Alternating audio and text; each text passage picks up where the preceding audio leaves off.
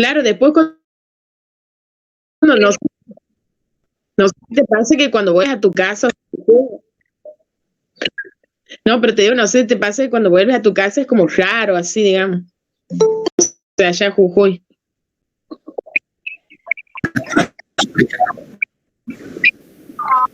Claro, ahí está. Mari, ¿qué haces?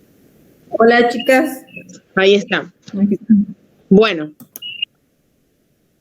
vamos a empezar. Voy a ser automática. Empecemos.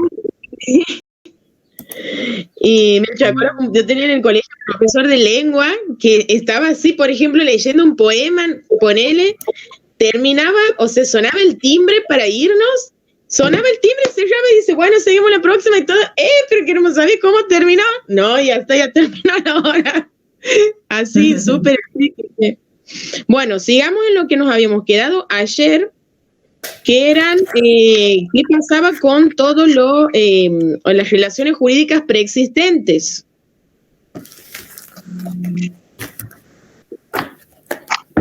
Estoy viendo aquí. Yo por ahí demoro un poquito porque lo tengo aquí en el teléfono. Bueno, entonces haciendo un pantallazo general, ¿ya tienen todas?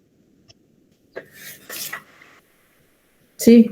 Bien, haciendo un pantallazo general, entonces veíamos qué pasaba, hacemos una pausa por un segundo, o sea, no hablamos así del procedimiento, después vamos a continuar con lo que sigue del procedimiento, o sea, etapa por etapa, pero ahora vamos a ver, o sea, vamos a hablar de algunos aspectos en los que influye la quiebra. Por ejemplo, en las relaciones jurídicas preexistentes del deudor, obvio. Entonces hemos dicho que con respecto a los acreedores, todos los acreedores van a, para hacer satisfacer sus derechos, van a participar, o sea, van a reclamar sus créditos de la forma establecida en la ley de concursos y quiebras. Si no estaría el fallido, o sea, si el deudor no estaría quebrado, ellos, los acreedores, podrían satisfacer sus derechos de otra forma, como por ejemplo a través de juicios individuales, de juicios ejecutivos, etcétera. Pero como el deudor está fallido, sí o sí tienen que, para cobrar sus créditos, se tienen que adecuar a las normas de concursos y quiebras. Entonces, ¿cuál es la forma en la que pueden participar ellos en el concurso para poder cobrar sus créditos? A través de la verificación de créditos. Y hemos dicho que hay algunos acreedores, o sea, todos los acreedores tienen que verificar sus créditos para después, al momento de la liquidación final, poder participar de la distribución. Pero hay dos tipos de créditos que son privilegiados, que son los acreedores prendarios o hipotecarios, y los laborales también, que los laborales o sea, tanto los laborales como los créditos que tienen garantías reales pueden cobrar primero que el resto de los otros acreedores porque son créditos privilegiados y los dos tienen dos privilegios. Los laborales tienen el privilegio del pronto pago y los que tienen garantías reales tienen el privilegio del concurso especial, que es que no necesitan verificar el crédito, sino que hacen ver la documentación en la que consta que tienen esa garantía especial, se constata que es un documento oficial, digamos, y ahí el juez puede mandar a vender la cosa y ahí se cobran y listo. Después hemos dicho que con las prestaciones no dinerarias, ¿qué es lo que pasaba? Que se hacía a ver, alguien, bueno, Después hemos dicho que con respecto a las prestaciones no dinerarias, hay que hacer una conversión. Esto también lo hemos hablado en el concurso preventivo. Nosotros, como estamos en un procedimiento concursal, o sea, tanto en la quiebra como en el concurso, nosotros tenemos que saber, o sea, es un procedimiento en el que está tendiente, o sea, que está hecho para pagarle a los acreedores. Entonces, para pagarle a los acreedores, nosotros tenemos que saber cuánta plata líquida tenemos. Entonces, los bienes que no sean líquidos los vamos a convertir en un valor líquido para saber cuánto tenemos. Bien, entonces, ¿qué se considera no dinerario? No dinerario serían, por ejemplo, todo lo que sea moneda extranjera es no dinerario, porque sí o sí hay que hacer la conversión en el peso argentino, digamos. Después también todos los bienes por ahí cuando yo te tenga, o sea, cuando yo no te deba plata, si no te deba bienes, por ejemplo, te tengo que dar 3 autos, entonces yo tengo que convertir el valor y ver cuánto vale cada auto, ¿entiendes? Etcétera. Después habíamos dicho que qué pasa con las obligaciones que todavía no habían vencido. O sea que se declara la quiebra y todavía no tenían que vencer y tenían que vencer después. Bueno, se consideran vencidas al día de la declaración de la quiebra. Bueno, después hemos dicho que los intereses se suspenden, salvo los intereses de los créditos con garantías reales y de los créditos con garantías laborales. Hemos dicho eso.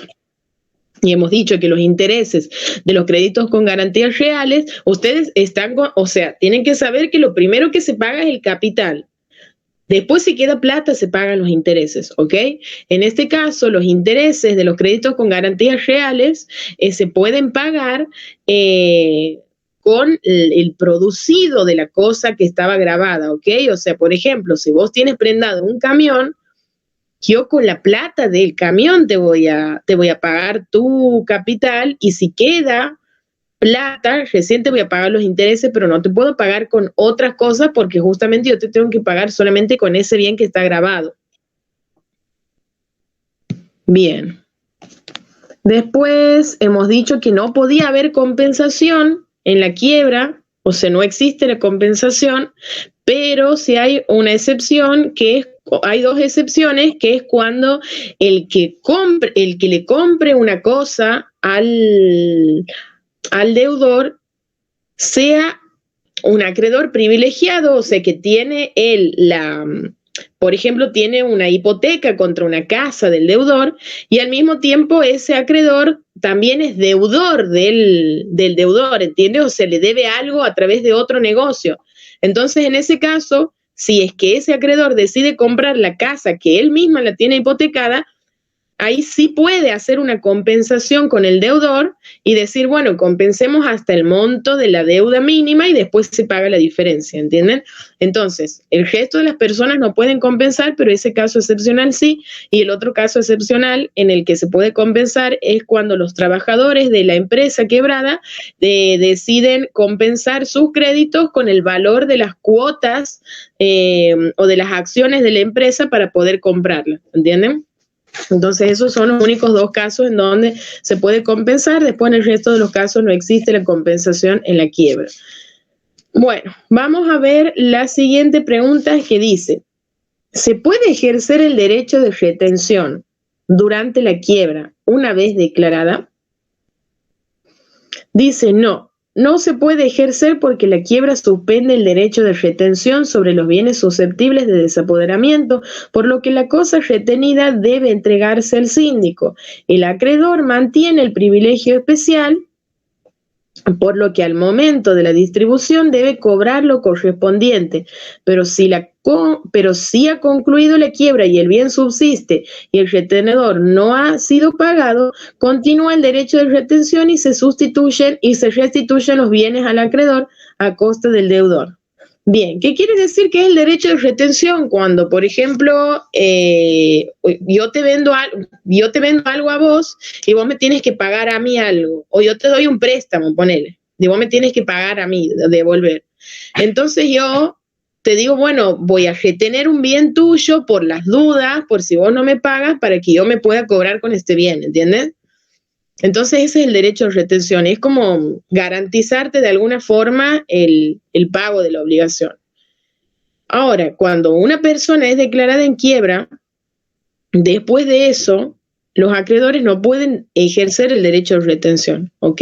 O sea, que la cosa retenida va a ir el síndico y le va a quitar, porque ya no puede, porque no se puede ejercer el derecho de retención sobre objetos que sean objeto de desapoderamiento, ¿entienden?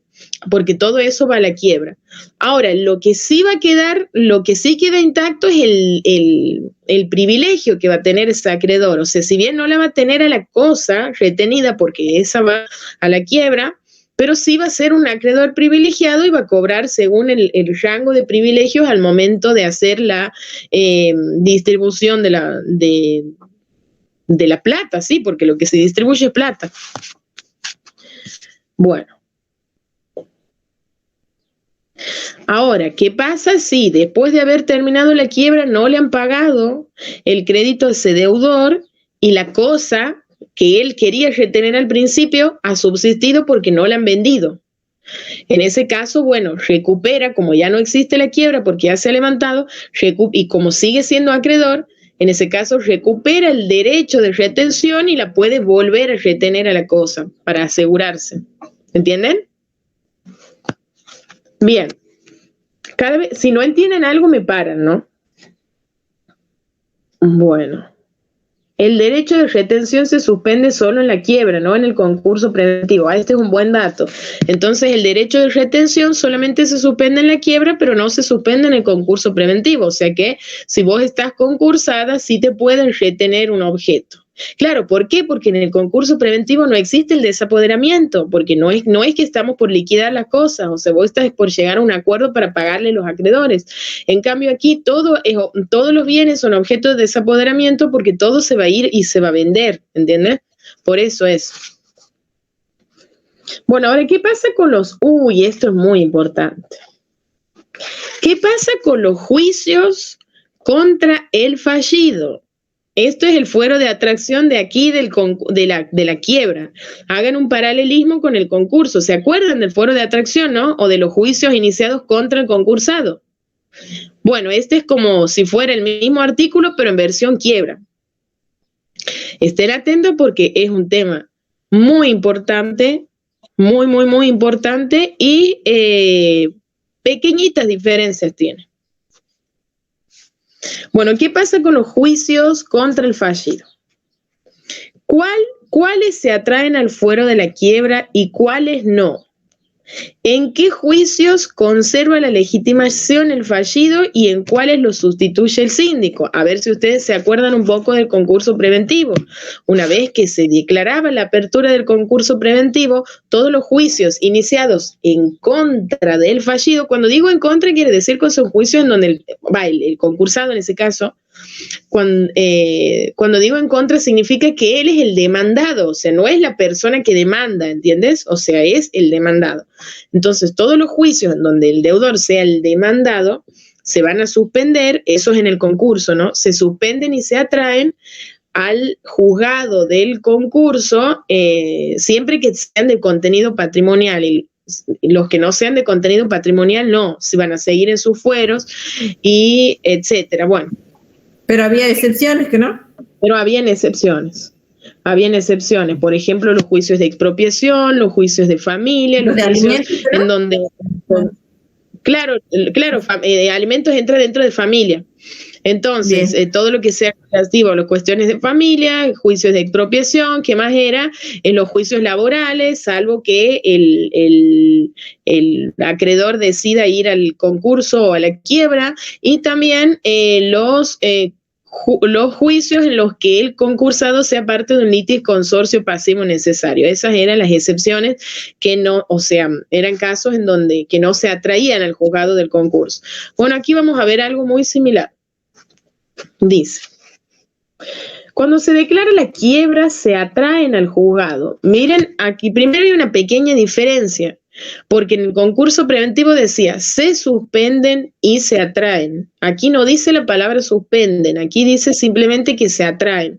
Es decir, que nunca se suspende el trámite de esos juicios, ¿entienden? O sea, van a estar en un juzgado y si se declara la quiebra, automáticamente van a venir para el juzgado de la quiebra, pero en ningún momento se van a suspender. En cambio, en el concurso sí se suspenden, o sea, primero como que deja de funcionar el proceso y después es trasladado al juzgado del concurso, ¿entienden? Bueno, esa es la primera diferencia. Aquí no dice suspende, solamente dice se atrae. Entonces dice, cuando se declara la quiebra, se atraen al juzgado donde ella se tramita todos los juicios de contenido patrimonial, específicamente los procesos de ejecución iniciados contra el fallido, ¿ok?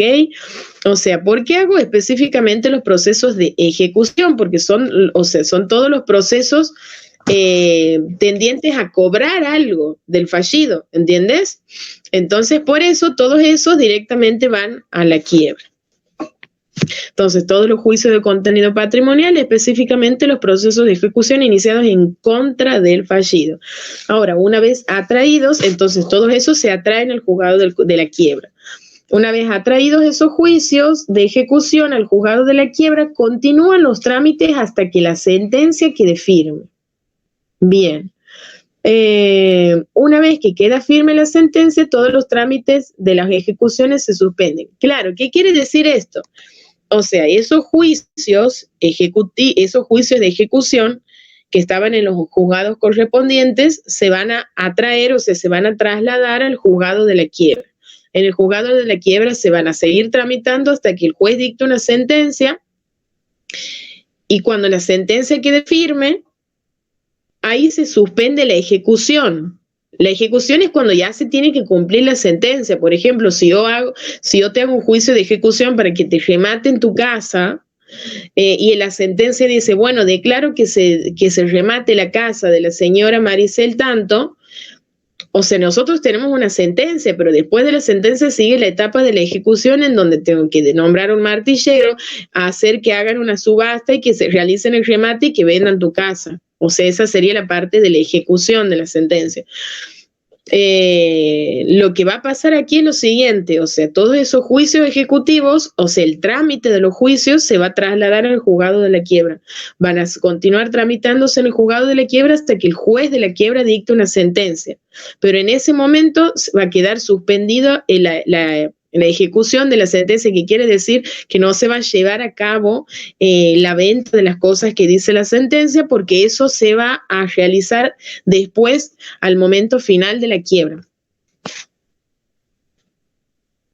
Entonces no se suspende el juicio, sino que se suspende la ejecución de la sentencia, ¿entienden? Una vez que la sentencia ya está firme. Dice, una vez declarada la sentencia, firme o no, no se puede disponer de los bienes, o sea, se suspenden los actos de ejecución sobre los bienes del patrimonio del quebrado. Claro, o sea, no se puede tocar el patrimonio de la persona quebrada, ¿ok? O sea, los bienes están desapoderados, todo, o sea, cualquier tipo de venta tiene que estar ya autorizada y organizada por el síndico. O sea, no podemos vender así nomás nada, en realidad. Entonces, gane o no la sentencia, quede firme o no, se suspenden las ejecuciones. O sea, no se pueden realizar ventas. Ahora dice, las ejecuciones, entonces decía, se atraen al juzgado, aquí, claro, son dos tildecitas, cuentan como dos flechitas. Entonces, primero se atraen al juzgado todos los juicios de contenido patrimonial, y también se atraen al juzgado las ejecuciones de créditos con garantías reales. Esto es muy importante porque en el concurso preventivo no se atraían al juzgado del concurso los juicios que tenían relativos a los créditos con garantías reales. En cambio, aquí sí se atraen. Entonces, las ejecuciones de los créditos con garantías reales también se someten al fuero de la quiebra, pero ellos sí pueden, a través del concurso especial, ejecutar los bienes grabados y cobrar sobre el producto obtenido anticipada y separadamente de la liquidación general y la distribución de la quiebra. Claro, nosotros ya sabemos que los acreedores que tengan créditos con garantía real, como por ejemplo hipotecas o prendas, ellos tienen el beneficio del concurso especial de cobrar anticipadamente sus créditos, igual que los acreedores laborales de cobrar anticipadamente a través del pronto pago, ¿ok? Bueno, ¿qué quiere decir? O sea, estos entonces se atraen a la quiebra estos dos tipos de juicios, o sea, tanto los de contenido patrimonial como o sea, específicamente los procesos de ejecución, como las ejecuciones de créditos con garantías reales, pero la diferencia entre esos dos es que solamente las garantías reales se pueden cobrar anticipadamente. El resto de los juicios ejecutivos, por más de que tengan una sentencia a mí me permita vender o cobrar algo, todavía no me permiten a mí vender nada, ¿entiendes? O sea, ellos van a esperar hasta el final. En cambio, si yo tengo o sea, el privilegio de la garantía real, que es la hipoteca o la prenda, sí se me permite realizar la ejecución anticipadamente y cobrar antes que todos. Ahora, ¿hasta ahí está claro? Bien, bien, bien. Ahora, no se atraen al juzgado donde se tramita la quiebra los juicios de contenido patrimonial que no sean procesos de ejecución, o sea, todos los juicios de conocimiento. Claro, entonces aquí esto está mucho más específico que en el concurso preventivo, porque aquí dice que los únicos que sí se atraen no solamente son los juicios de contenido patrimonial, sino los procedimientos de ejecución.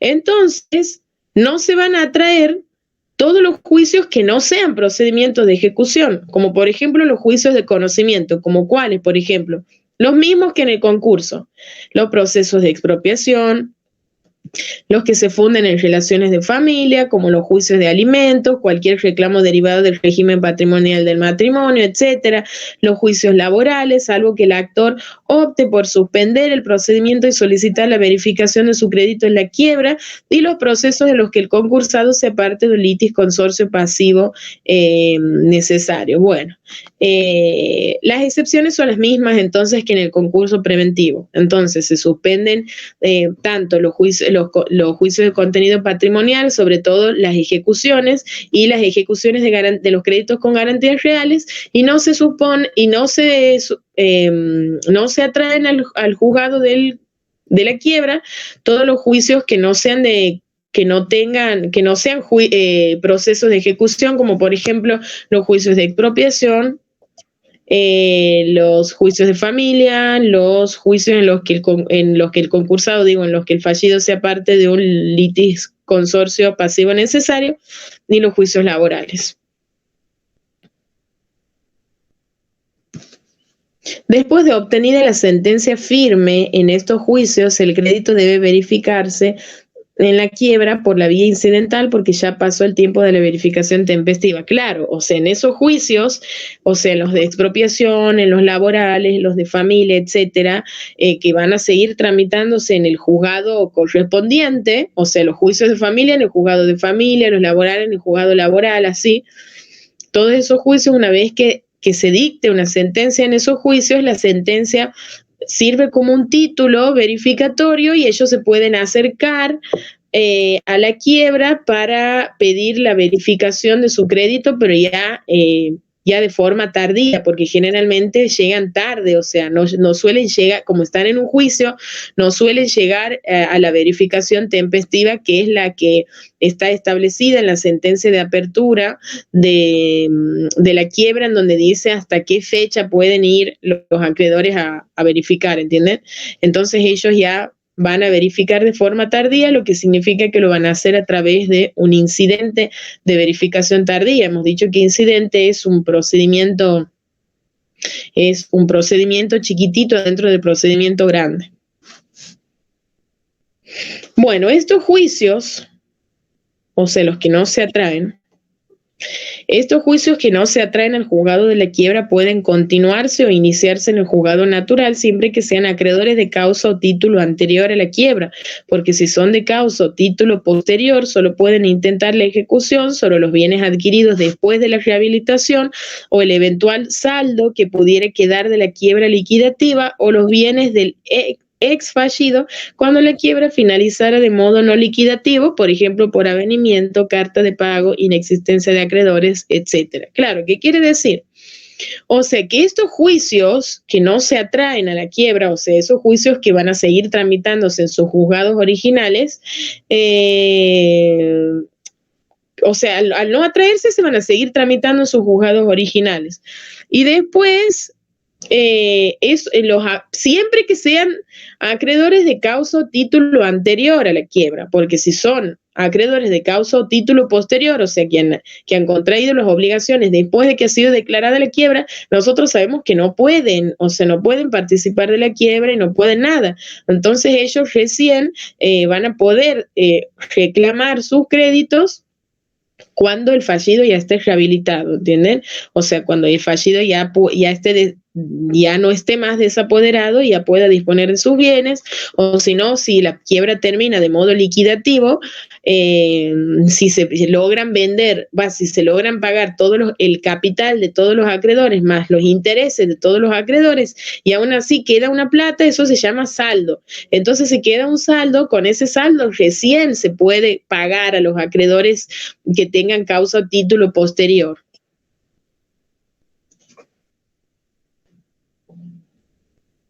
Bien. El síndico, a raíz de la pérdida de la capacidad procesal del fallido, pasa a actuar como un sustituto procesal del fallido en esos juicios. Claro, nosotros hemos dicho, en todos los juicios, ¿y en qué tipo de juicios pierde la capacidad procesal? Solamente en aquellos juicios que tengan como objeto los bienes desapoderados, ¿ok? En el resto de los juicios sí sigue teniendo la capacidad procesal el fallido. Entonces, en los otros juicios en los que pierde la capacidad procesal, lo sustituye el síndico. Dice, tampoco se atraen al fuero de atracción los juicios contra el fallido que no tengan contenido patrimonial. En estos juicios, el fallido mantiene la capacidad procesal y puede actuar por sí o por apoderado. Claro, o sea, todos los juicios que no tengan contenido patrimonial, obviamente que no se van a traer al fuero de atracción, ni tampoco el fallido pierde la capacidad procesal para actuar en esos juicios porque justamente no tienen contenido patrimonial y no tienen nada que ver. Por ejemplo, un juicio de filiación, o sea, estás reconociendo a un hijo, ponele. O sea, eso no tiene contenido patrimonial y no tiene nada que ver el síndico ni nada. Entonces, en ese juicio, por ejemplo, el fallido sigue manteniendo su capacidad para actuar, ¿entienden? Entonces, todos los que no tengan contenido patrimonial. Bueno.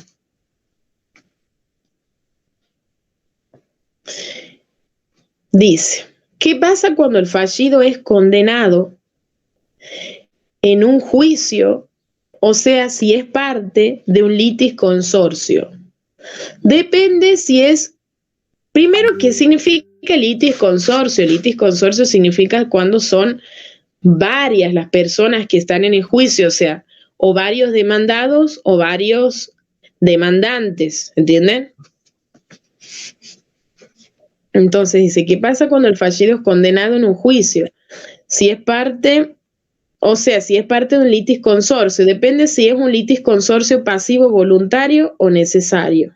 Bien. Y el litis consorcio puede ser activo o pasivo. Va a ser activo si es que, por ejemplo, yo con mis hermanas, nosotros demandamos a alguien, o sea, es activo porque nosotras somos las demandantes y somos varias. En cambio, el litis consorcio va a ser pasivo cuando yo con mis hermanas seamos demandadas por alguien, ¿entiendes? Entonces aquí es pasivo porque el fallido está demandado junto con otras personas. Ahora, puede haber un litis consorcio pasivo voluntario y otro necesario. Dice, cuando el fallido es parte de un litis consorcio pasivo voluntario, el demandante tiene la opción de someterse al fuero de atracción, continuando el juicio contra el fallido codemandado, o no someterse al fuero de atracción, desistiendo de la demanda contra el fallido demandado para poder continuar el juicio contra los otros codemandados no fallidos en el Tribunal de Radicación Ordinaria. El desistimiento no acarrea imposición de costas a quien lo formula, ni impide que éste solicite la verificación de su crédito. Bueno, ¿qué quiere decir? Si el fallido es parte de un litis consorcio pasivo voluntario, la persona que los ha demandado a todos ellos tiene dos opciones. Una, como uno de esas personas a la que el demandante ha demandado ha sido quebrada, tiene la opción de someter ese juicio al fuero de atracción de la quiebra de uno de esos demandados que está quebrado, o tiene la opción de no someterse al fuero de atracción y puede desistir la demanda con respecto solamente al fallido, pero continúa con el resto de la demanda con los otros demandados, ¿entienden? porque el fallido aquí es como un problema porque está quebrado. Entonces tiene esas dos opciones. O elige el demandante, o elige ir al fuero de atracción y tramitar el juicio en el juzgado de la quiebra, o decide no ir al fuero de atracción, pero en la demanda modifica y lo saca el demandado entre sus demandados, ¿entiendes? O sea, es como que se ha demandado 10, ya lo va a desistir de ese demandado porque está quebrado y no quiere ir y no quiere sumarse, digamos, al fuero de la quiebra, entonces va a seguir con el resto de los demandados en el fuero correspondiente. A ver. Ahora, obviamente que por más de que ese demandante, o sea, la persona que lo ha demandado al fallido en ese litis consorcio, por más de que no haya seguido el juicio contra él y sí contra los otros demandados, o sea, no significa que se haya liberado de la deuda, ¿ok? O sea, sigue siendo un acreedor. Entonces, sobre esa porción que le debía el fallido, después puede solicitar la verificación de su crédito en la quiebra. Después, cuando el fallido es parte de un litis consorcio pasivo necesario, el juicio en cuestión debe continuar radicado en el tribunal de origen. Ok, como el fallido pierde la capacidad procesal como efecto de la quiebra, el síndico actúa en sustitución procesal del fallido y como toda parte en un proceso, el síndico puede otorgar poder a uno o a varios letrados son abogados, ¿no? A uno o a varios letrados para que los representen y el juez del proceso proseguido va a determinar cómo se soportan las costas.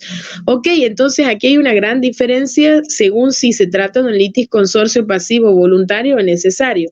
Entonces, si es voluntario, el demandante tiene la opción o de someter el juicio al fuero de atracción o de renunciar al fuero de atracción, pero desistir en la demanda con respecto al demandado, o sea, sacarlo al demandado y seguir en el juicio con los otros demandados.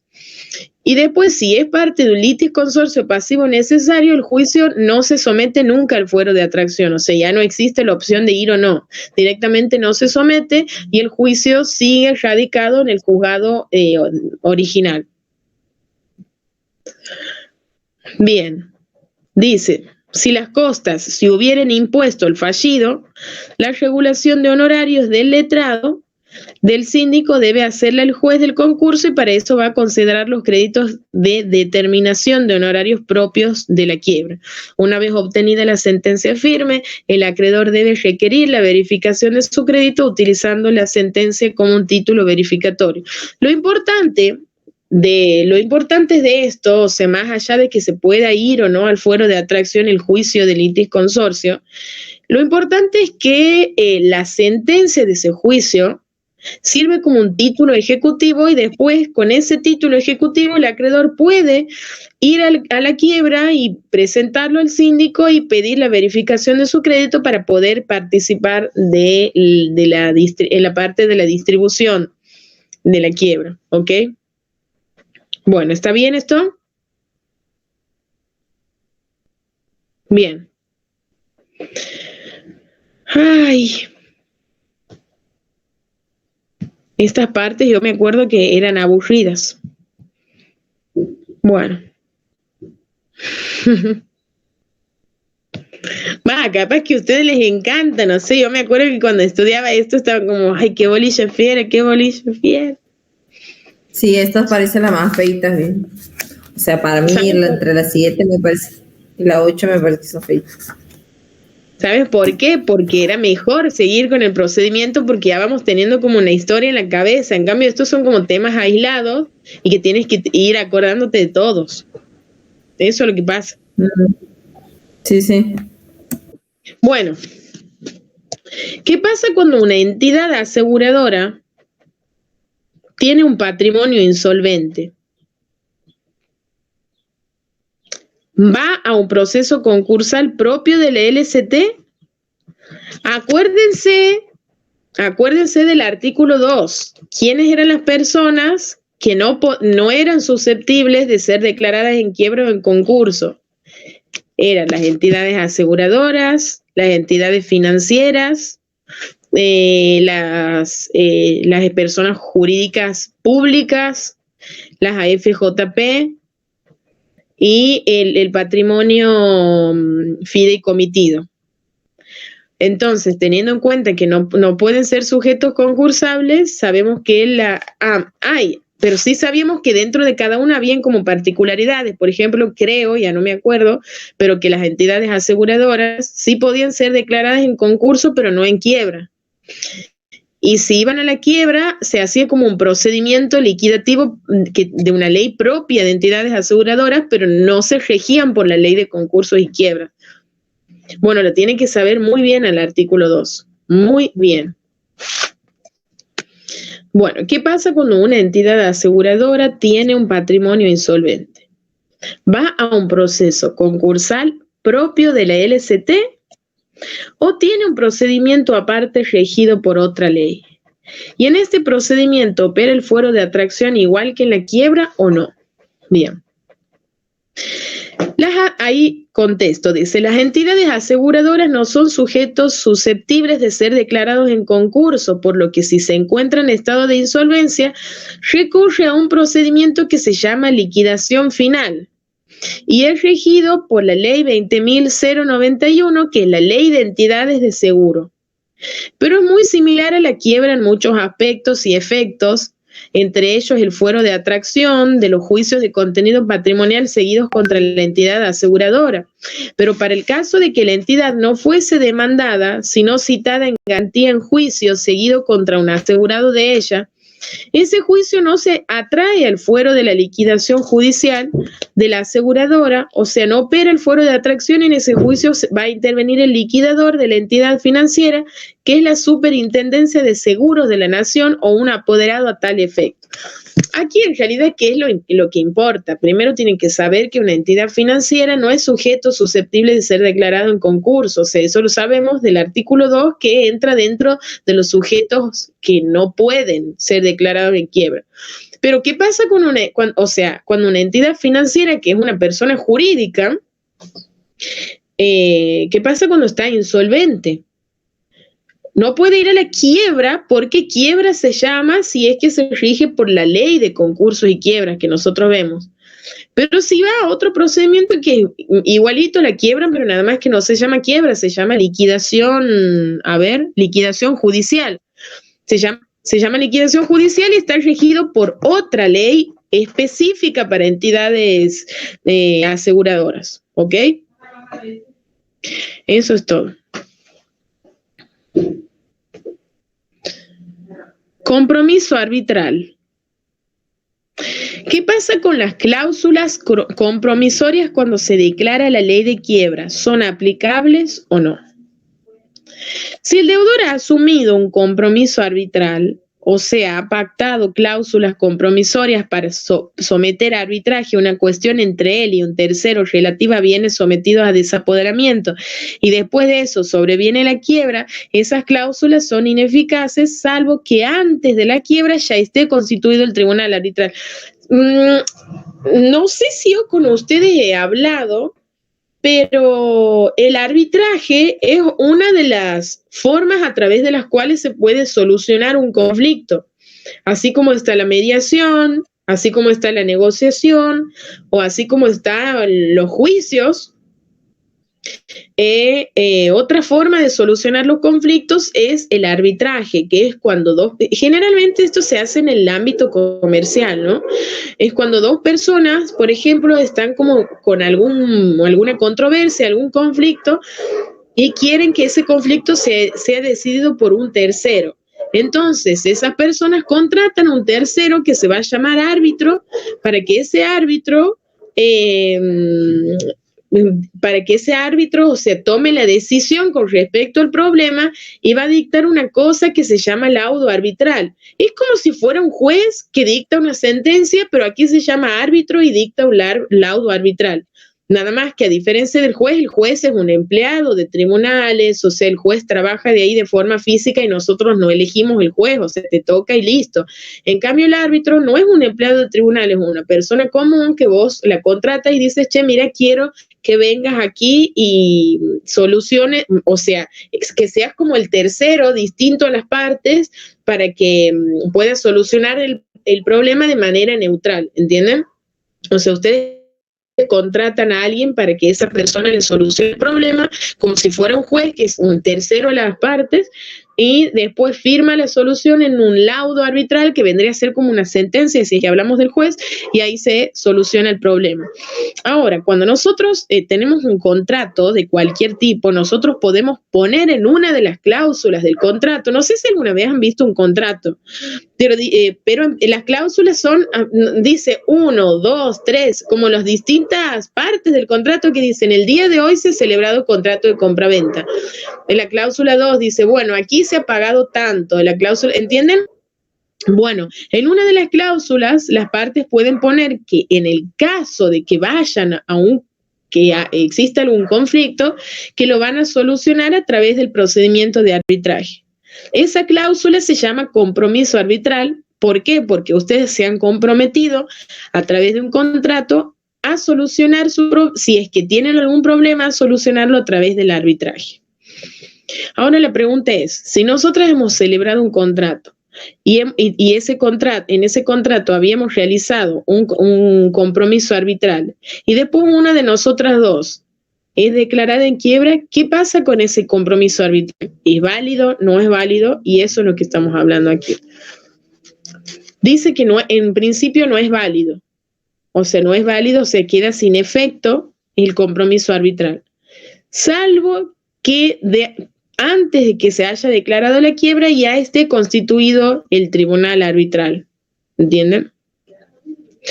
Por eso dice, si el deudor ha asumido un compromiso arbitral, o sea, ha pactado cláusulas compromisorias para someter a arbitraje una cuestión entre él y un tercero relativas a bienes sometidos, obviamente, y el compromiso arbitral tiene que ser relativo a algún bien que esté desapoderado, obvio. O sea, todo lo que sea relativo a bienes desapoderados siempre tiene que estar sometido a las reglas de la ley de concursos y quiebras. Si no, no habría tanto problema. Esperen un toque, traigo el cargador.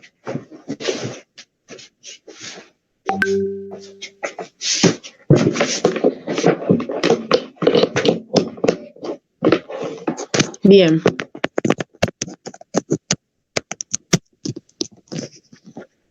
Ahí está.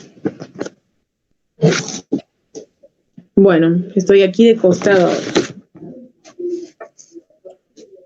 Entonces dice, si el deudor ha asumido un compromiso arbitral, o sea, ha pactado cláusulas compromisorias para someter a arbitraje una cuestión entre él y un tercero relativa a bienes sometidos a desapoderamiento y después de eso sobreviene la quiebra, las cláusulas son ineficaces, como yo les decía, o sea, no sirve el compromiso arbitral, salvo que antes de la quiebra ya esté constituido el tribunal arbitral, ¿ok? O sea, ya esté designado cuáles son las personas que iban a solucionar el problema.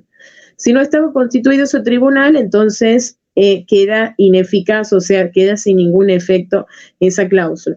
Dice, en casos excepcionales por las ventajas del juicio arbitral, el juez de la quiebra puede autorizar al síndico para que someta a ese mecanismo alternativo de solución de conflictos relativos a bienes desapoderados o a cuestiones litigiosas del fallido. Claro, dice que en cuestiones, o sea, si bien, o sea, esas cláusulas compromisorias quedan sin efecto, aquí dice que como que el juez puede autorizar, o sea, el juez de la quiebra puede autorizar en casos excepcionales a que algunos conflictos se solucionen a través del arbitraje, porque el arbitraje, la verdad, es un procedimiento muy práctico y muy rápido.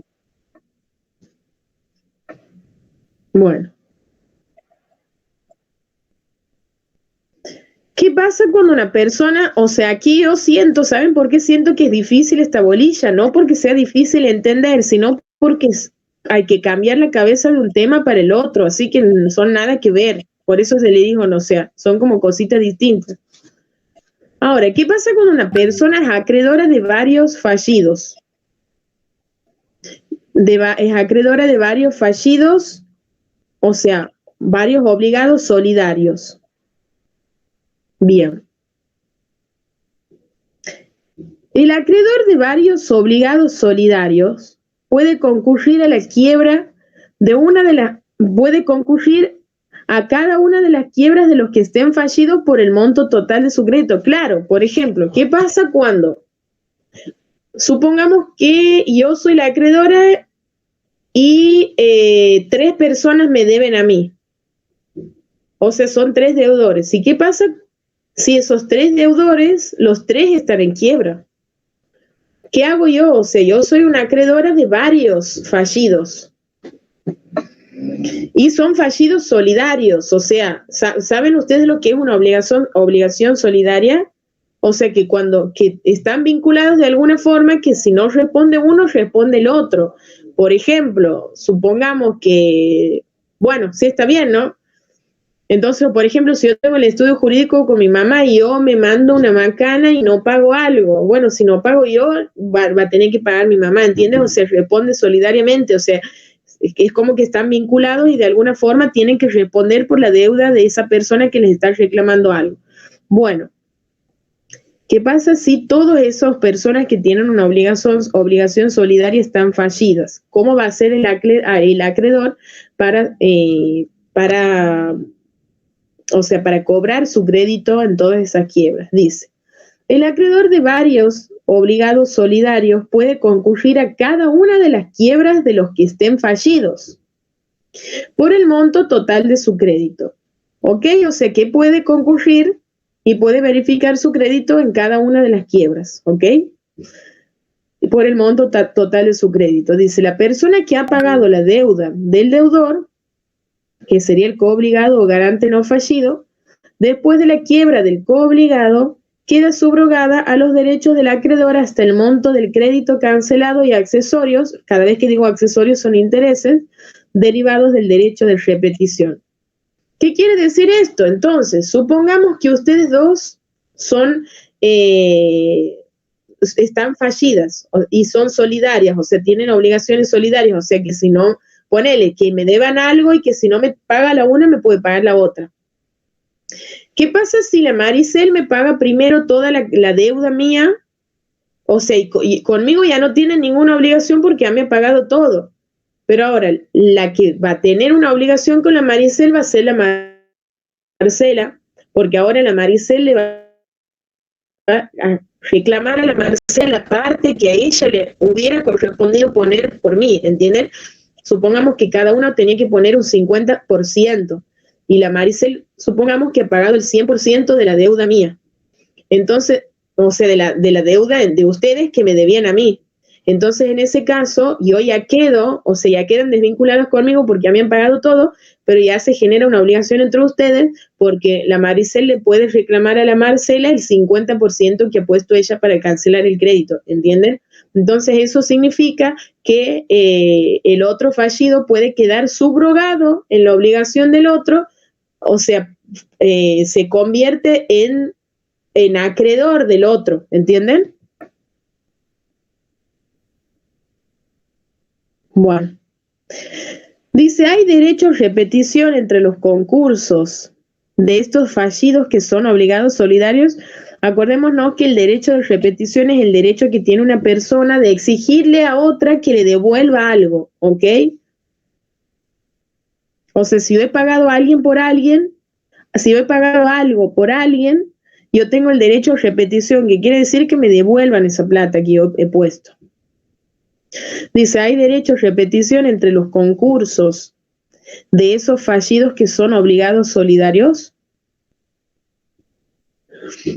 Depende de si el pago excede o no el monto del crédito al acreedor concurrente en los concursos de los coobligados solidarios. Dice, si lo que el acreedor ha cobrado, sumado los importes cobrados en todos los procesos, no excede el importe total de su crédito, no hay derecho a repetición entre concursos de los coobligados solidarios, cualquiera fuere la porción por la que cada uno estaba obligado en sus relaciones internas y cualquiera fuere el porcentaje afrontado por cada concurso. Ahora, si lo que el acreedor ha cobrado, sumado todos los importes cobrados en todos los procesos, excede el importe total de su crédito, si hay derecho de repetición he puesto 2 veces repetición. Si hay derecho a repetición entre concursos, pero solo sobre el excedente efectivamente percibido, y el acreedor debe restituir ese excedente en la quiebra de quien tiene derecho a repetición. Claro, ¿qué quiere decir entonces?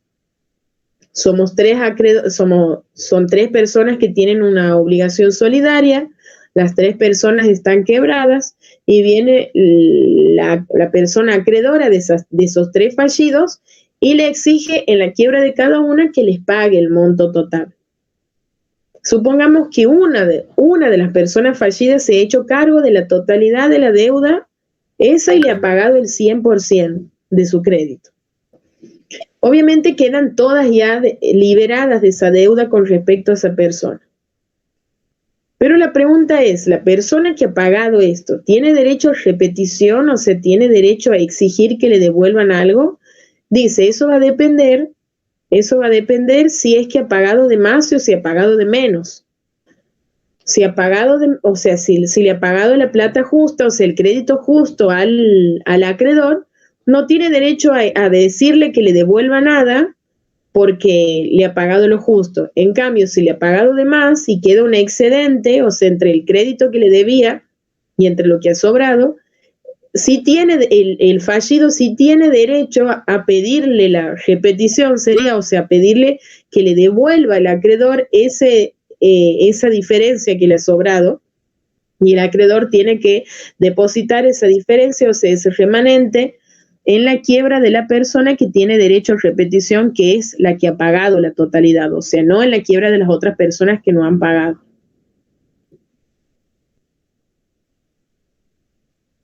Bien.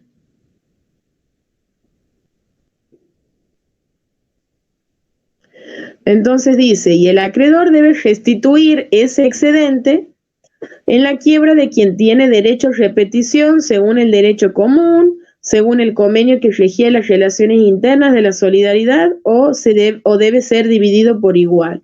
Ok, o sea que ese excedente se va a dividir, o sea, se va a devolver a la persona que tenga derecho a repetición según estas reglas, o sea, según lo que diga el derecho común, o según lo que habían estipulado entre las partes, o según, o si no, lo dividen en partes iguales y listo. Ahora dice, ¿qué pasa cuando un coobligado o fiador del fallido ha constituido garantía real para asegurarse su derecho de repetición? Bien. Dice, si antes de la quiebra, una persona que puede ser un coobligado, o cada vez que digo coobligado es como alguien, es como un garante, ¿entienden? O sea, una persona que también está obligada junto conmigo, es alguien que va a garantizar mi pago. Se puede decir coobligado, garante o fiador. Entonces dice, si antes de la quiebra una persona que puede ser un coobligado o un fiador del deudor ha pagado la deuda del deudor y para asegurar su derecho de repetición ha constituido una garantía real sobre bienes del deudor, si el deudor entra en la quiebra, esa persona puede concurrir a la misma por la suma pagada antes de la quiebra o por la suma que tuviese un privilegio si esta fuera mayor. Claro, ¿qué pasa? Supongamos que antes de ser quebrado el deudor, o sea, tenía muchas deudas, obvio, por algo va a la quiebra, pero ha puesto a un garante, para que satisfaga sus deudas. Y supongamos que el garante, para asegurarse de que el deudor le devuelva todo lo que él le está pagando, decide constituir una garantía para asegurarse su derecho de repetición, o sea, para asegurarse de que en algún momento pueda cobrar todo lo que ha pagado a favor del deudor. ¿Y qué pasa cuando después ese deudor, o sea, que tenía ese garante, después ese deudor va a la quiebra? Y ese garante ha quedado con esa garantía constituida. ¿Cómo hacemos? Dice. Ese garante puede constituir como un acreedor a la quiebra del fallido y concurrir en la quiebra por la suma pagada antes de la quiebra, o por la suma que tuviese privilegio si es que ésta fuere mayor, dice. La concurrencia sobre el producto del bien. Del producto del bien y hasta el monto de su privilegio se satisface. En primer lugar, al acreedor del fallido y del coobligado o fiador, y después al que tiene derecho de repetición por la suma de su pago. En todos los casos se deben respetar las preferencias que correspondan. Claro, aquí, o sea, la pregunta es, ¿el garante también se convierte en un acreedor del fallido? Porque justamente como es el garante o el fiador ha puesto plata, una plata que el fallido no ha puesto, entonces se convierte en un acreedor porque el fallido ahora le debe plata al garante suyo también, ¿entienden? Y ese garante, para asegurarse de que le devuelva la plata, ha constituido una hipoteca por él. Pero los primeros acreedores son los otros acreedores. Por algo el garante ya estaba para garantizar otro pago, ¿entienden? O sea, los acreedores son otros. Ahora la pregunta es, si vendes ese bien que estaba garantizado, ¿se le paga primero al garante o primero a los otros acreedores? La respuesta es que primero se le paga a los acreedores. Por eso dice, en primer lugar se satisface al acreedor del fallido y al acreedor del coobligado o al fiador. Y después de haber sido pagado ese acreedor, recién se le paga a la persona que tiene el derecho de repetición, que sería al garante, ¿entienden? O sea que el garante aquí se lo toma como un acreedor de segunda categoría, o sea, primero se les paga a los otros y después se le paga a él.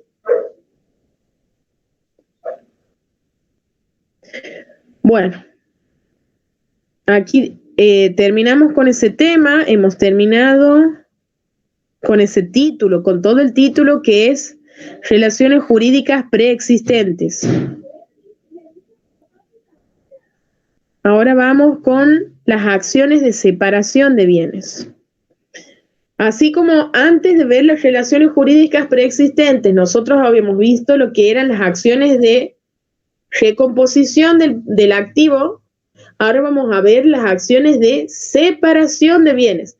Me esperan un segundo, voy a traer un vaso de agua. Dale.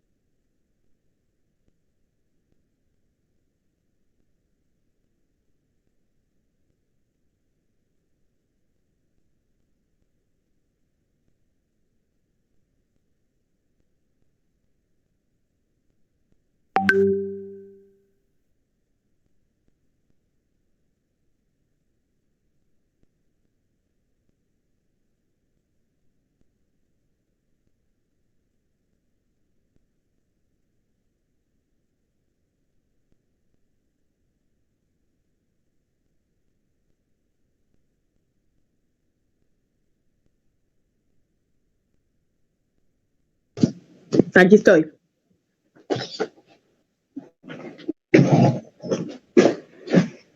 Bueno, vamos a las acciones de separación.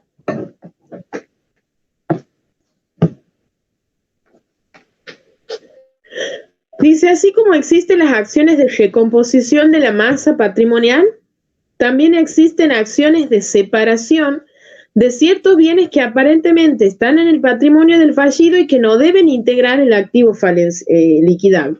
Claro, son bienes que el deudor tiene, pero capaz que son bienes que no son de él, por ejemplo. Entonces, aquí nos vamos a encargar de separar todos aquellos bienes que no tienen que estar en el patrimonio del fallido. Dice,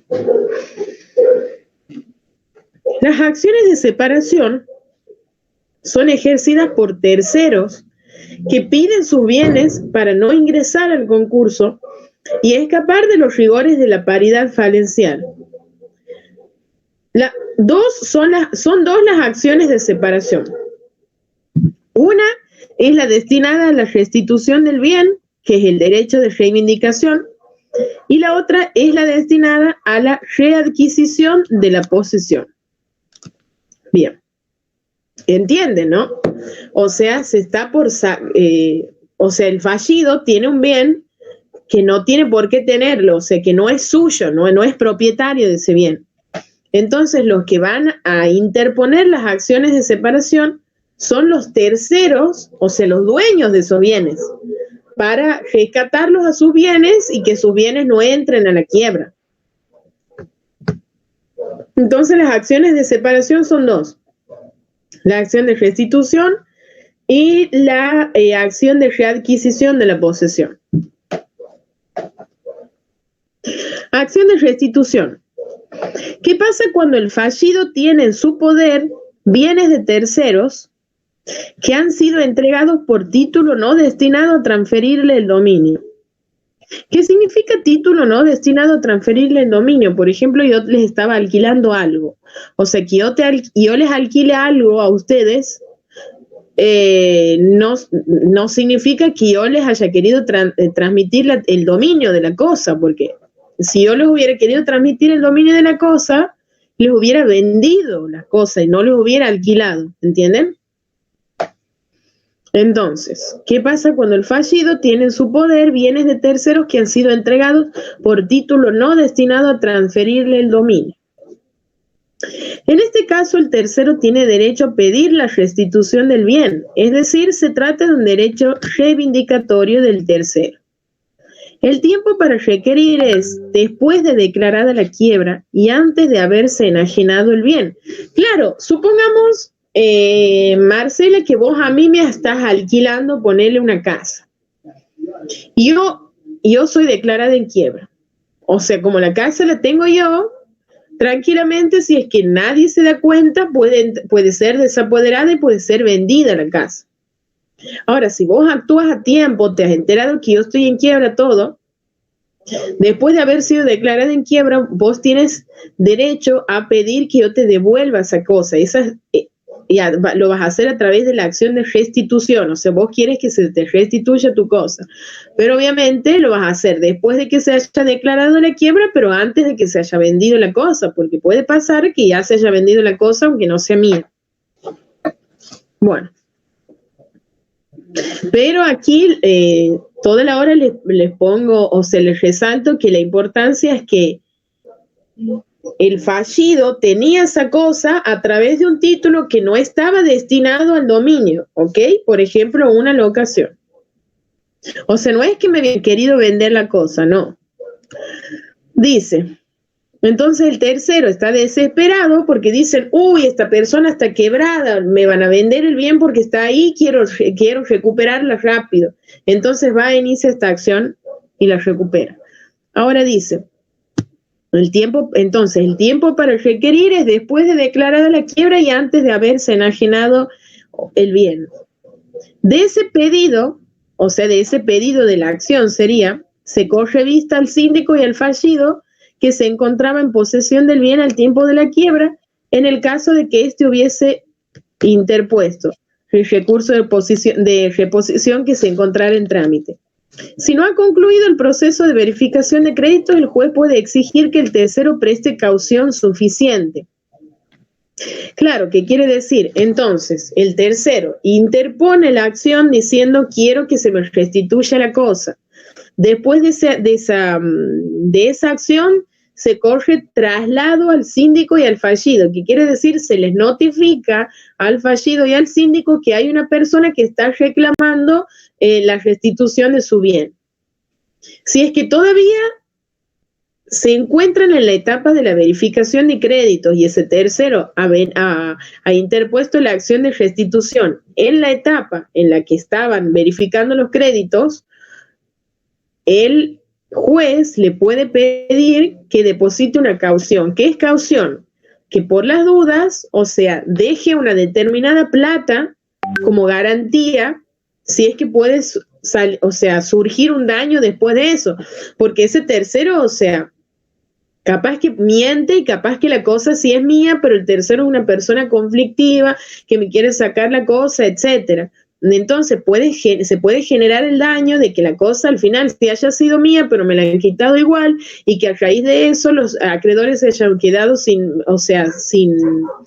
tantos bienes, etcétera. Entonces, por eso el juez va a decir, bueno, ok, llévatele la cosa, pero si todavía no se ha concluido el proceso de verificación de créditos, vas a tener que dejar una garantía que se llama en este caso caución para asegurar para asegurarnos de que vas a responder en el caso de que pase algo. Ahora dice, también pueden ser restituidos los bienes que son producto del contrato de maquila, o sea, bienes obtenidos de la transformación de productos, siempre que el contrato conste en registros públicos. Bueno, cada vez nos vamos poniendo más específicos. Dice, a ver, también pueden ser restituidos los bienes que son producto del contrato de maquila, o sea, bienes obtenidos de la transformación de productos, siempre que el contrato conste en registros públicos. Claro, el contrato de maquila es un contrato a través del cual, o sea, es como un contrato de producción, ¿entiendes? O sea, yo te doy la materia prima, después vos la transformas a la cosa hasta que se convierte en producto. O sea, yo también tengo derecho a restituir, capaz que yo tengo un contrato de maquila con vos, capaz que yo te doy, que sé yo, no se me ocurre ahora, te doy el algodón y vos después haces telas. Y yo con vos tengo el contrato, el acuerdo de que vos me tienes que dar, por ejemplo, el 50% de las telas que vos hagas, ¿ok? O sea, que de lo que vos produzcas, el 50% es propiedad mía. Entonces yo puedo incluso pedir que me restituyas eso. O sea, no pedir que me devuelvas algo, sino reclamar que me des la parte que me corresponde de ese contrato. A eso va, o sea, también se puede reclamar eso.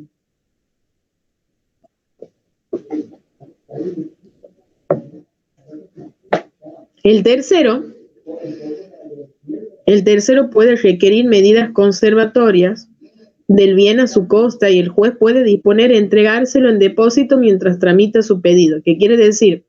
El tercero, que es en teoría el dueño del bien que está pidiendo que le devuelvan, que lo restituyan, puede pedirle al juez que establezca medidas conservatorias, como lo dice la palabra, para conservar el bien hasta que le den.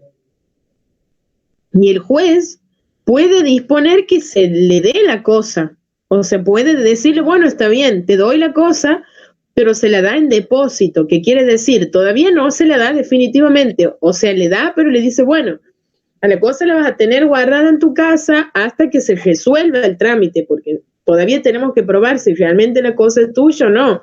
Mirá, si después de todo la cosa no es de él, entonces ahí le tiene que devolver. Entonces el juez le puede dar, pero en depósito, o sea, como para que la tenga guardada por la duda, pero si no, la puede devolver. Dice, también el juez puede resolver de oficio o a pedido del síndico que durante el concurso continúe la relación preexistente en virtud de la cual el fallido ha entrado a tener el bien. En ese caso, la contraprestación va a estar a cargo del concurso. ¿Qué quiere decir esto? Por ejemplo, que nosotros tengamos un contrato de locación. Entonces, el juez puede resolver que el contrato de locación continúe, ¿entiendes? Entonces, en ese caso, si el juez decide que continúa el contrato de locación, el pago de la cuota del alquiler va a estar a cargo del concurso ya, ¿ok? O sea, no a cargo del concurso.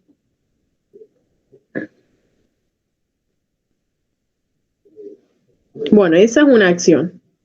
La verdad que bastante simple, o sea, es una persona que quiere recuperar su bien antes de que sea vendido en la quiebra de otra persona. Y lo importante entonces era que él le había dado el bien a través de un título que no implicaba el dominio. Por ejemplo, un contrato de alquiler,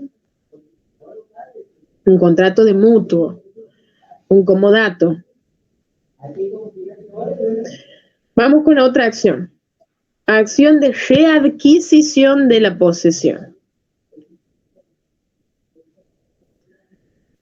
Dice, ¿qué pasa cuando el fallido tiene en su poder bienes de terceros que han sido entregados por título. No, estoy en viejo. Bien, de nuevo.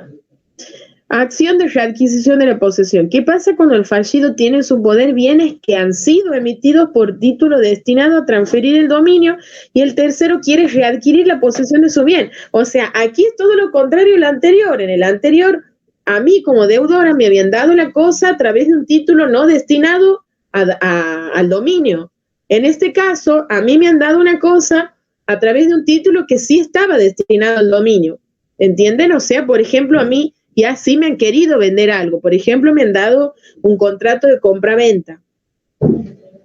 Pero vamos a ver las distintas especificaciones, porque obviamente que si yo ya le he pagado toda la plata de esa compra-venta, no me puede pedir la restitución de la cosa porque la cosa ya no le pertenece a esa persona, ya me pertenece a mí porque ya he pagado todo. Entonces vamos a ver cuáles son las especificidades, o sea, en qué casos esa persona, a pesar de que me ha dado la cosa a través de un título de dominio, en qué casos me la puede pedir.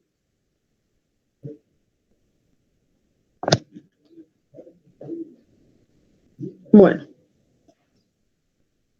El tercero puede recobrar la posesión de los bienes enajenados al fallido si se dan las siguientes circunstancias. 1. Se debe tratar de una enajenación a título oneroso de cosas muebles, no inmuebles. Bien, entonces, ¿qué quiere decir? Que se tiene que tratar, enajenación es venta, ¿no? De una venta a título oneroso, que quiere decir todo lo contrario, gratuito. Se tiene que haber tratado de una venta real, o sea, que yo te haya dado algo a cambio de dinero, por ejemplo. Y siempre que se trate de cosas muebles, no de cosas inmuebles. Otro, que el fallido y sus representantes, o el fallido o sus representantes no hayan tomado posesión efectiva antes de la sentencia de quiebra, por lo tanto la tradición simbólica no obsta. Claro, ¿qué quiere decir? Por ejemplo, que yo les haya dicho, bueno chicos, les vendo un camión y ustedes han dicho, bueno, sí, está todo bien, han firmado todo, pero nunca han ido a retirarlos a los camiones. O sea, no han tomado posesión todavía. Entonces, en ese caso, yo todavía estoy a tiempo de decirles, ay chicos, discúlpenme, o sea, yo ya sé que ustedes me han dado la plata, todo, pero como no han tomado posesión todavía, me he arrepentido, quiero recuperar esos camiones, así que les devuelvo la plata y listo. Pero, ¿cuál es el requisito aquí? Que ustedes como compradores todavía no hayan tomado posesión. Si han tomado posesión, obviamente que ya no da que yo les quite. Ahora, ¿qué más? Que el fallido no haya cumplido íntegramente con su prestación. Claro, obvio. O sea, si ustedes, por ejemplo, me deben el 70% de la deuda, entonces en ese caso, por más de que hayamos realizado un contrato, no me han pagado todavía la cosa, entonces en ese caso yo puedo decir, ¿sabes qué? No me paguen nada, mejor quiero que me devuelvan la cosa. Y después 4 dice que el tercero, o sea, el subadquirente, no haya adquirido derechos reales, prenda, por ejemplo. Hablamos de prenda porque solamente estamos hablando de cosas muebles, no de inmuebles. Entonces dice 4, que el tercero, o sea, el subadquirente, no haya adquirido derechos reales sobre la cosa sin perjuicio de lo dispuesto en el artículo 141, que es la cesión del crédito o privilegio. Bien. Vamos a ver. Dice, ¿cómo es el procedimiento para la recuperación del bien? O sea, cuando una persona a mí me ha dado un bien a través de un título de dominio, destinado al dominio. Hasta aquí vienen entendiendo, ¿no? Entonces, una persona que me ha querido vender algo, pero por más de que me ha querido vender, me puede pedir que le devuelva si es que yo no he pagado íntegramente la deuda, si es que yo todavía no había tomado posesión, si es que la persona a la que yo le había comprado, a la que yo le había vendido, todavía no ha constituido garantías reales, y siempre que se trate de la venta de cosas muebles. ¿Cómo es el procedimiento para la recuperación del bien? El derecho a readquirir la posesión se aplica aunque hubiere tradición simbólica. Lo importante es que la posesión no sea efectiva. ¿Qué es tradición simbólica? Tradición simbólica es, por ejemplo, si yo les vendo un auto y les doy la llave. Eso es tradición simbólica. pero no es tradición efectiva porque no les he dado el auto, ¿entienden? O es como esas personas que dicen, ay, aquí tenemos la llave de la casa, eso es una tradición simbólica, pero todavía no la tienen a la casa, entonces no hay una tradición efectiva. Entonces lo importante es que la tradición no sea efectiva, no importa que sea simbólica. Entonces dice, ¿cómo es el procedimiento para la recuperación del bien? El derecho a readquirir la posesión se aplica aunque hubiere tradición simbólica. Lo importante es que la posesión no sea efectiva. Y el ejercicio de ese derecho se sujeta a la siguiente regulación. 1. El tercero, o sea, el enajenante, el tercero sería la persona que me ha vendido a mí la cosa, ¿no? O sea, el que quiere pedir que le devuelva el bien. El tercero debe interponer la demanda ante el juez de la quiebra dentro de los 30 días corridos a partir de la última publicación de edictos en la jurisdicción donde deben entregarse los bienes o de la última publicación en la sede del juzgado si aquellos no correspondieran. ¿Ok? Entonces, esa persona que quiere recuperar su bien tiene 30 días a partir de la última publicación de edictos o de la última publicación de la sede del juzgado para interponer la demanda de la acción de recobrar la posesión. Después de que interpone la demanda viene lo otro, dice, de esta petición se da traslado al síndico. Siempre, en cualquier tipo de juicio, cuando uno inicia una demanda, sí o sí se le da traslado a la otra parte para que conozca, para que sepa por qué se lo está demandando, ¿ok? O sea, por ejemplo, si vos, Maricel, inicias una demanda en tribunales para decir que yo te devuelva algo, de tribunales me van a mandar una notificación a mí diciéndome que yo he sido demandada por vos para que, con el objeto de que yo te devuelva la cosa que vos estás reclamando, ¿entiendes? O sea, yo me tengo que enterar. Nunca la persona demandada no se va a enterar, ¿entiendes? Sí o sí, porque es un derecho que tienen las personas de defenderse, un derecho de defensa. Entonces dice, de esa petición, o sea, de esa demanda se da traslado al síndico y el síndico tiene 15 días para optar. Acuérdense que como se trata de una cosa que está sometida a desapoderamiento y que tiene contenido patrimonial, el síndico es el que lo sustituye al deudor porque el deudor no tiene capacidad para estar en juicio. Entonces se le llega la notificación al síndico y el síndico dice, tiene 15 días para optar entre o cumplir con la precontraprestación, o sea, pagar todo lo que debía y mantener los bienes en el activo del concurso para lo cual el juez puede autorizarlo, o puede oponerse a la pretensión del tercero por considerar que no están reunidos los presupuestos del ejercicio de su derecho, o puede acceder expresamente a la pretensión del tercero o simplemente dejar transcurrir el plazo sin contestar el traslado. Entonces, ¿qué pasa? La otra persona, o sea, la persona que me había vendido a mí un bien, quiere que yo le devuelva ese bien y me interpone una demanda en el juzgado de mi quiebra. El juez lo notifica al síndico, o sea, mi síndico, digamos, y el síndico tiene las siguientes opciones. 1, o no contesta nada y continúa el procedimiento como si nada. 2, o hace lugar a la petición, digamos, a lo que dice en la demanda y dice, bueno, está bien, le vamos a devolver el bien y listo.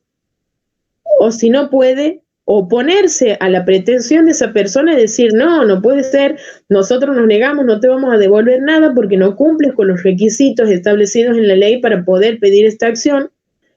O también puede ser que el síndico diga, no, no le vamos a devolver porque nosotros estamos muy interesados en seguir quedándonos con este bien, entonces si le debía la del 70% de la deuda, le vamos a pagar lo que queda, nos saldamos toda la obligación y hasta nos desvinculamos, ya no te debo nada, por lo tanto ya no tienes por qué reclamarme nada. Entonces, entre esas opciones tiene el síndico para hacer cuando el fallido es demandado. Ahora, nada de lo que diga el síndico es vinculante para el juez, porque en definitiva el juez es quien decide si accede o no a la pretensión del enajenante, o sea, del tercero, y corresponde sancionar al síndico por negligencia cuando éste no contestó el traslado. ¿Qué quiere decir? Que por más de que el síndico tome una decisión, siempre el juez es el que va a tener la palabra final. Por eso dice, lo que diga el síndico no es vinculante para el juez. ¿Qué quiere decir que diga no es vinculante? Que lo que diga el síndico no es obligatorio para el juez. O sea, el juez puede tener otro criterio distinto y decir, no, yo pienso que en realidad tendríamos que tomar otra decisión, y entonces ahí el juez tiene que cambiar su postura. Y el juez lo puede sancionar al síndico si es que el síndico no ha contestado el traslado. Ahora dice, siempre que la pretensión del enajenante, o sea, del tercero, resulte admitida, dentro de los 30 días posteriores a la notificación de la admisión de su pedido, debe desinteresar al acreedor. A ver, la pretensión, debe desinteresar al acreedor prendario de buena fe que se haya constituido antes de la quiebra para que él pueda recobrar los efectos. Tiene que pagar los gastos originados por los bienes, incluso los de transporte, seguros, impuestos, guarda y conservación. Tiene que depositar a la orden del juzgado la contraprestación que hubiere percibido del fallido y tiene que tomar la efectiva posesión. Claro, entonces, ¿qué quiere decir? Si el juez le ha dado lugar al pedido de ese tercero, o se le ha dado lugar a la demanda y dice, bueno, está bien, le vamos a devolver el bien, ¿qué es lo que tiene que hacer ese tercero? Uno, primero tiene que desinteresar al acreedor prendario. ¿Qué quiere decir? Porque vamos a hacer una pausa. Ese tercero me había vendido el bien. Y yo le he vendido ese bien a otra persona. O yo he realizado un contrato con otra persona y otra persona, por ejemplo, ha constituido una garantía sobre ese bien mío. Entonces, lo primero que tiene que hacer ese tercero que me ha vendido a mí, para poder recuperarlo el bien, si es que el juez le ha dado lugar, lo primero que tiene que hacer es desinteresar a esa otra persona que ha constituido esa garantía real sobre ese bien. Entonces le tiene que pagar a esa persona para que se levante la garantía. Además de eso, tiene que pagar todos los gastos que se hayan originado a raíz del bien, por ejemplo, el pago del transporte, el pago de los gastos de conservación, el pago de los gastos de depósito, del flete, etcétera. Todo eso tiene que pagar esa persona que está pidiendo que se le devuelva el bien. También tiene que depositar, o sea, tiene que devolver la plata que le ha pagado el fallido, porque acuérdense que el fallido le tiene que haber ido pagando algo, porque de a poco iba comprando. Entonces, como se le va a devolver el bien, esa persona me tiene que devolver la poca plata que yo le había pagado. Y después de haber hecho todo eso, recién puede tomar la efectiva posesión de la cosa, ¿ok? O sea, se deja todo sin nada, o sea, le devuelve la tasación, paga los gastos que origina el bien y le paga a la persona que había constituido una garantía sobre esa cosa, o sea, la desinteresa. Cumplidas esas tres cosas, ya está habilitado para tomar la posesión de la cosa y llevársela. Dice, en caso de incumplimiento, los bienes quedan incorporados al activo falencial. O sea, ¿qué quiere decir? Que en el caso de que el tercero no haya devuelto la plata que le había pagado el fallido, o de que no se haya hecho cargo de los gastos que originaba el bien, o de que no haya desinteresado al acreedor prendario, no puede tomar la efectiva posesión de la cosa. Entonces, en ese caso, el juez decide que la cosa va a quedar dentro del patrimonio del fallido para ser liquidado después. Entonces, en el caso de incumplimiento, de nuevo, los bienes quedan incorporados al activo falencial. El tercero carece del derecho a reclamar daños e intereses, claro, o sea, como ya ha incumplido, ya tampoco después no puede reclamar daños e intereses ni nada. ¿Y qué pasa cuando el fallido ha transferido el bien a un tercero? O sea, ¿qué pasa cuando lo ha vendido a otro? O sea, una persona me ha vendido a mí y yo después le he vendido a otro. Dice, ¿qué puede hacer el primer enajenante para tener derecho sobre ese bien ya vendido a otro? Dice, cuando los bienes cuya readquisición pretende el enajenante han sido transferidos a un tercero, el enajenante tiene derecho a cobrar, bien, el enajenante tiene derecho a cobrar lo que ese tercero le debe al fallido y puede requerir la cesión del crédito cuando es de igual naturaleza que el suyo originario. Y si la naturaleza es distinta, el enajenante adquiere el privilegio especial sobre la contraprestación pendiente. Esperen que lo voy a leer de nuevo.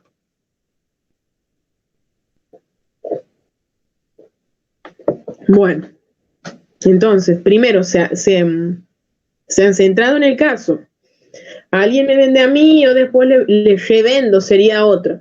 Entonces esa persona no solamente, o sea, quiere que yo le devuelva, pero hay un problema, yo ya le he vendido a otro, entonces ya tiene que pasar por encima mío. La cosa es cómo puede hacer esa persona para readquirir su bien si es que yo después ya le he vendido a otro. Dice, entonces, el enajenante, o sea, sería el que me ha vendido a mí primero, tiene derecho a cobrar lo que ese tercero le debe al fallido, claro, y puede requerir la cesión del crédito cuando es de igual naturaleza que el suyo originario. Claro, ¿qué quiere decir? O sea, el enajenante ya directamente le puede cobrar al tercero. O sea, lo pasan de por alto al fallido.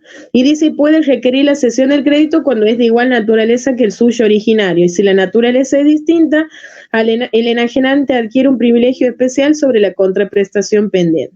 Bien, ¿qué pasa cuando el enajenante pretende readquirir la cosa y la misma ha perecido o desaparecido? En ambos casos, siempre que se den las condiciones para readquirir el bien. Acuérdense que las condiciones para readquirir el bien es que no se haya pagado completamente, que no se haya tomado posesión efectiva, etc. Ay, esperen que me he perdido. Bien. Entonces, ¿qué pasa ahora, qué pasa si el enajenante quiere recuperar la cosa, pero la cosa ha desaparecido o ha sido destruida o ha perecido? El derecho del enajenante se traslada a la indemnización que pudiera adeudarse por el responsable de la pérdida o desaparición por la aseguradora correspondiente. Claro, y como ya ha perdido el bien, ya no puede pedir que se le devuelva el bien, pero en ese caso puede reclamar una indemnización, ¿ok? Una indemnización a cargo del responsable de la pérdida o de la desaparición o de la aseguradora correspondiente, ¿ok? ¿Está claro ahí? Bien. Dice, dato importante, el síndico está legitimado para el ejercicio de los derechos que surgen de las relaciones jurídicas patrimoniales preexistentes a la quiebra establecidas por el deudor por la pérdida de la capacidad procesal para tales efectos. Bien, si no se ha cumplido una obligación por haberse declarado la quiebra, el tercero no tiene derecho a reclamar daños y perjuicios y un acreedor sí puede reclamar daños y perjuicios originados antes de la declaración de quiebra. En realidad no sé por qué lo he puesto ahí como dato súper importante, o sea, ahora que lo vuelvo a leer no me parece tan importante, o sea, si ustedes no memorizan eso no pasa nada. ¿No les pasa que cuando va pasando el tiempo es como que van cambiando de opinión? Bueno, eso me acaba de pasar, no lo veo tan importante ya, pero bueno. Igualmente, o sea, las cosas son muy subjetivas, o sea, si bien el resumen está bien, pero también ustedes pueden ir marcando cosas que a ustedes le vayan pareciendo más importantes que otras, ¿entienden? Cada uno sabe también cómo lo va a estudiar, digamos. Bueno. En definitiva, aquí lo importante entonces es que una persona, estamos terminando con el tema de las acciones de separación de bienes, una persona que me ha dado a mí una cosa, ya sea a través de un título que estaba destinado al dominio o un título que no estaba destinado al dominio, me puede reclamar que se le devuelva la cosa a través de dos tipos de acciones, o a través de restitución, si es que no me la había dado la cosa con un título tendiente al dominio, y a través de una acción de readquisición de la posesión cuando la cosa sí estaba destinada a dominio. Y cada una tiene sus requisitos y cada una tiene su procedimiento, ¿ok? No es tan difícil, me parece que, o sea, ha sido como una bolilla abrumadora y después hemos llegado a esta última parte como con la cabeza cansada, pero no es difícil. Sí. Creería yo que más difícil les ha parecido entender las acciones de ineficacia, o no, capaz que no. Son distintas acciones, entonces estaban las acciones de ineficacia que hemos visto ayer, que son las acciones de recomposición del patrimonio, después están estas acciones que son otras, que son acciones tendientes a sacar del patrimonio las cosas que no pertenecen, pero no es que el propio síndico fallido las saca, no, o sea, los terceros, que son los dueños de esas cosas, son los que vienen a reclamar esas cosas, si no, nadie dice nada y nos hacemos los tontos y queda aquí en el patrimonio y listo.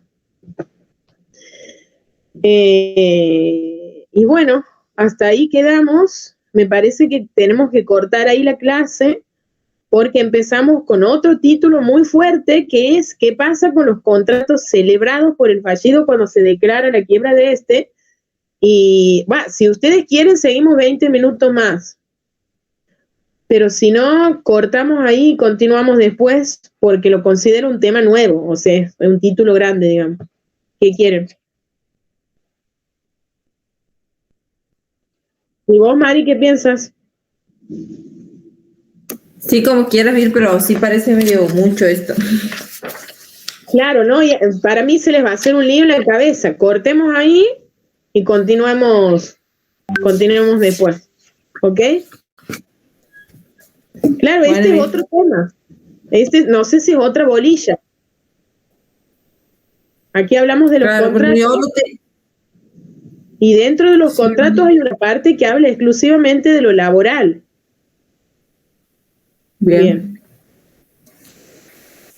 Bueno, chicas, nos vemos después. Dale. Bueno, ir. Dale. Que anden bien. Un besito. Chao.